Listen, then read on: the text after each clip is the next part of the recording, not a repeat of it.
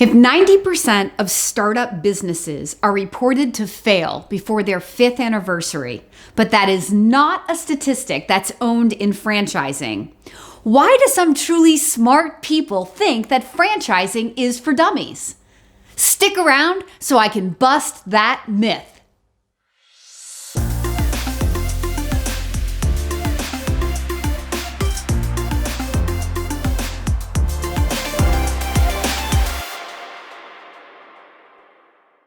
So if 90% of startup businesses are reported to fail before their fifth anniversary, and that's not a statistic that's owned in franchising, why do some truly educated and smart people sort of look down on franchising as if franchising is not a smart way to invest?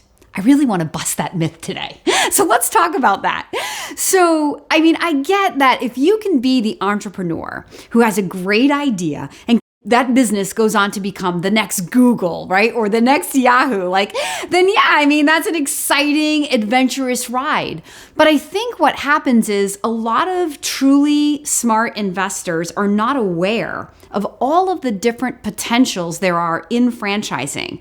I know franchisees that are on course to build $100 million businesses through their franchise. So I think there's just this misconception about what a franchise is, because as consumers, we mostly think about the sub shops. We think about the retail locations and, really smart, educated executive CEOs from corporate America. They don't want to own those kind of businesses. And I totally get it. And in fact, this is why I have a business. This is why the Daily Coach exists, to help educate candidates who are thinking about franchising to widen their search, to cast a wider net, to be able to look at opportunities that you might not otherwise have even known existed as franchise businesses. So let's get into the value proposition of a franchise compared to an entrepreneur. So when you say yes to a franchise, you pay a one-time fee called a franchise fee. That fee opens the gate and buys you access, instant access to a business plan, proven marketing, technology, support, training. You don't even have to be an expert or have experience in that type of business in order to start that business and be successful. What did you just say, Kim? I don't have to have experience? That's exactly what I just said. You come in as the executive with management, like leadership, management, operational, and sales skills, and I can match those skills to so many different types of businesses that you do not have to have experience in order to go on to build a $100 million company if the business has that potential for scale. In an entrepreneurial setting, the entrepreneur has to stop and create all of that toolbox. So the franchisee has to pay a fee, about a $50,000 fee on average today. But that fee, again, buys you instant access so that from day one, you can start moving toward profitability. You can start moving your business toward profitability, making money from day one.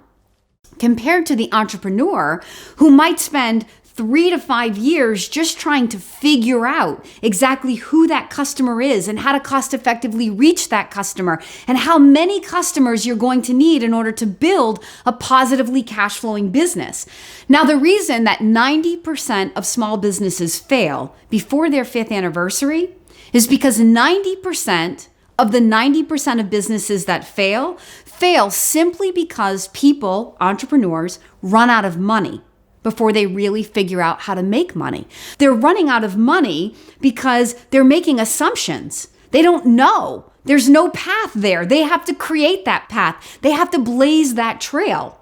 In a franchise, you're paying that one-time fee that buys you knowledge of a proven path. It's the difference between the pioneer blazing the trail through the woods and the franchise owner paying the fee and then walking on that path that's already been paved through the woods.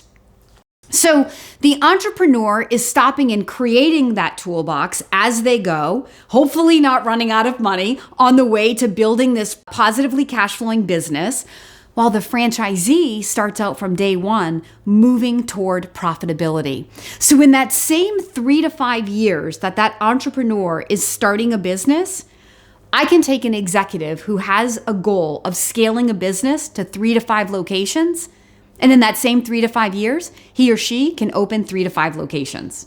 So 90% of millionaires own their own business. They own their own business so that they can control the income, they can enjoy the tax advantages, and they can build that equity that later has value that they can sell. So if we're owning a business to build wealth, the entrepreneur who hits it big can absolutely build wealth. But the question is, will he or she run out of money on the path to that dream?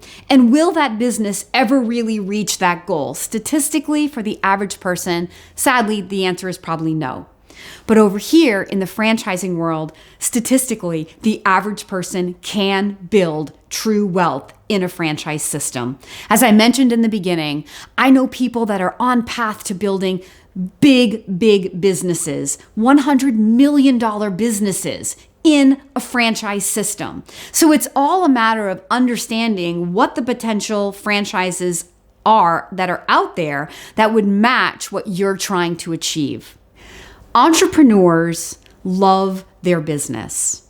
Franchisees love what their business affords them, which is time and money. Entrepreneurs can become enslaved to what they've built because the business is built around their center of influence or their knowledge.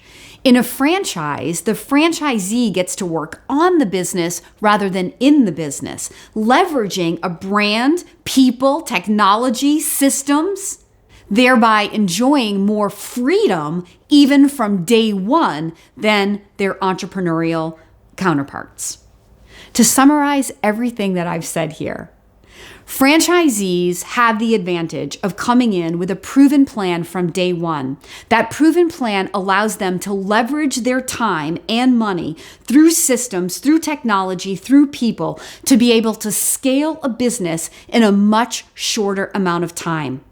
Any business, whether it's an entrepreneurial business or a franchise business, the wealth is created through the scale. If somebody can offer you a proven business plan so that from day one, your time and your money can move you toward profitability and scale, why then is franchising for dummies? I say truly smart investors look at franchise opportunities. If you're watching this video and you're wondering if you might be a dummy, please leave a comment below or reach out directly to The Daily Coach. If you like this video, don't forget to like and subscribe.